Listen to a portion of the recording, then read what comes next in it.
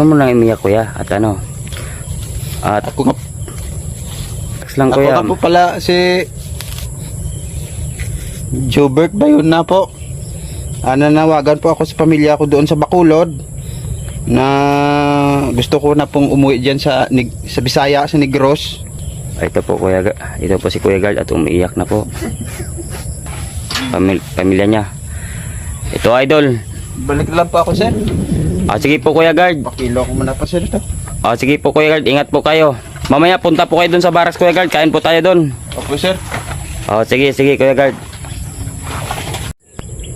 Good morning mga idol. On duty na naman tayo. Kaganda sa mga panahon idol Ang ganda mo daw mga panahon. Uy, nandun si Kuya Guard mga idol. Andoon. Puntahan natin si Kuya Guard idol. Interviewin natin. At ito'y na sa buhay, nalulong sa sugal. Kuya Guard, Sir? ang nawa mo dyan? Sir, mga lata po, sir. Ay, bibinta mo? Opo. Bibenta ko po. Pambili lang po ng pagkain, sir. So, naman Kuya Guard. Ito yun, saan mo pa ibibinta yun Kuya Guard? Dalhin mo pa dun sa sa Kalakal? Doon ko po ibibenta sa Balanga kasi mahal po yung doon, sir. Dito po sa Hermosa, mura lang yung lata. Kuya Guard, pwede ba magtanong sa'yo? Pwede mo ba ikwento yung buhay mo? Bakit ka nagkaganito? May security ka naman pag tuwing gabi. Pag umaga ba't ang sobrang sipag mo? Sir, bumili lang po ng pagkain dahil ako kukulang po yung wala po kasing sahod Saka yung sahod ko po, sir, yung pinadala ko doon sa amin, magbabayad po ng utang. Ito po. At malaki po daw yung problema nila pangbayad ng utang doon sa taga. Saan po kayo Kuya Guard? Saan po yung probinsya niyo Kuya Guard? Bacolod po, sir. Bacolod? Opo. Ang layo. Layo pala yung Kuya Guard, no? Ba't napunta po kayo dito sa Maynila? Naghanap po ako ng trabaho, sir.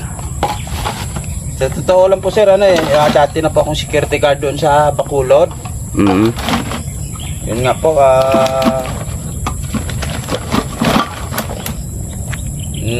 nawalan po ako ng trabaho doon sa Bacolod, kaya nagdayo po ako dito sa parting Maynila.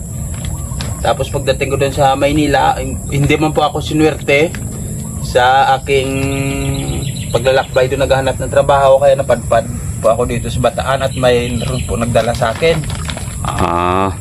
At saka tinakwil po ako ng mga pamilya ko po kasi mayroon naman po talaga akong kasalanan. Anong kasalanan mo Kuya Guard sa pamilya mo? Ano po kasi, sir? Dahil po sa scatter, sir. Sa scatter? Opo. Ito mga idol, dami na pong naghirap sa mga scatter. At isa na po to si Kuya Guard.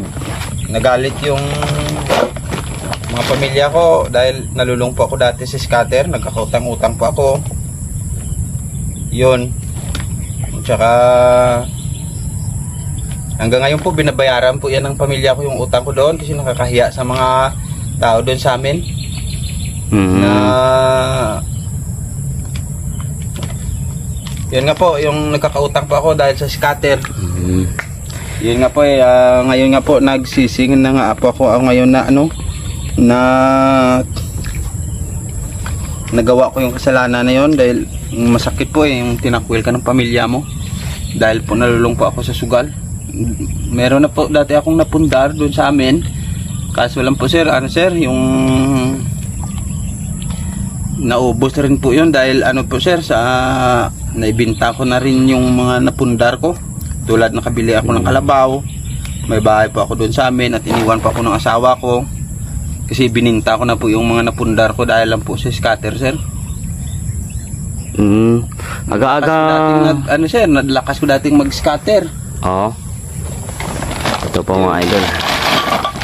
Magkano din puhunan mo noon Kuya Guard sa pag mag-scatter ka? Ano po, sir? malakas ko dating mag-scatter. Ano, yung bawat sahod ko, ano yan, sabi ko sa asawa ko, pasok ko ano lang, 5 araw. Tapos, kumplito naman po ako sa scatter. Kumplito naman po pala ako sa ano, sa pasok ko sa trabaho. Kaso lang po, nagsisinungaling po ako kasi pinang-i-scatter ko po yung ano, yung sahod ko. Yun doon nalalaman na nagalit yung ano ko, hiniwalayan po ako ng kalibiin partner ko.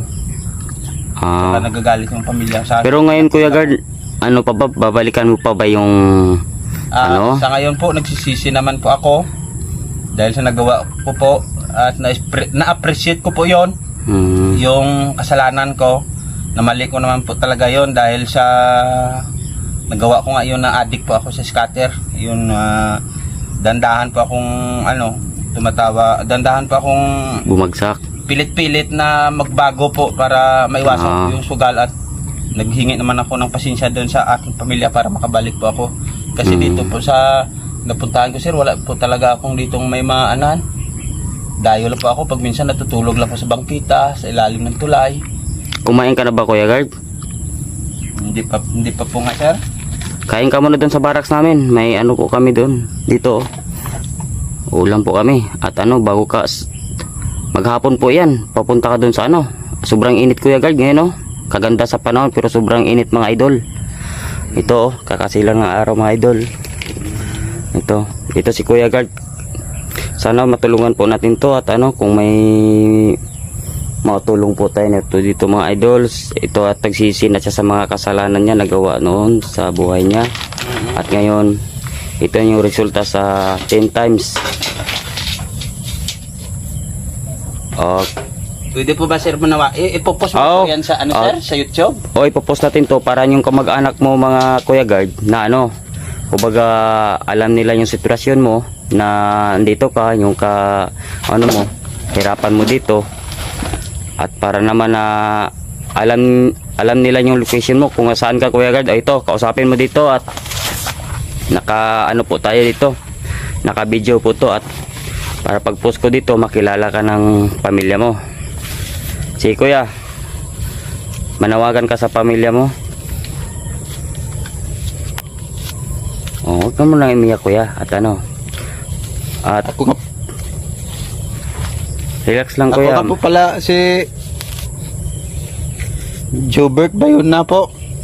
Nanawagan po ako sa pamilya ko doon sa Bacolod na gusto ko na pong umuwi dyan sa Bisaya, sa Negros, kasi hirap po ng kalagayan ko dito.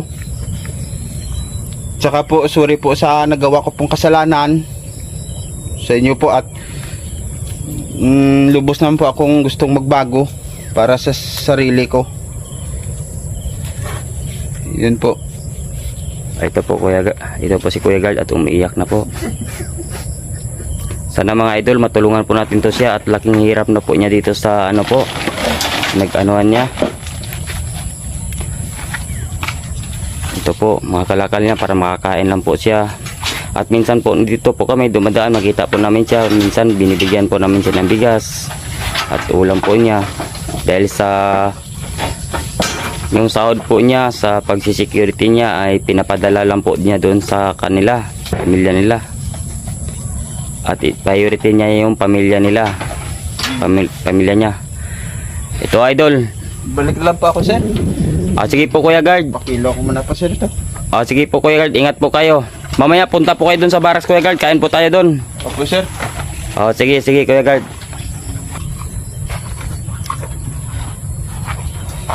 Ayun po si Kuya Guard.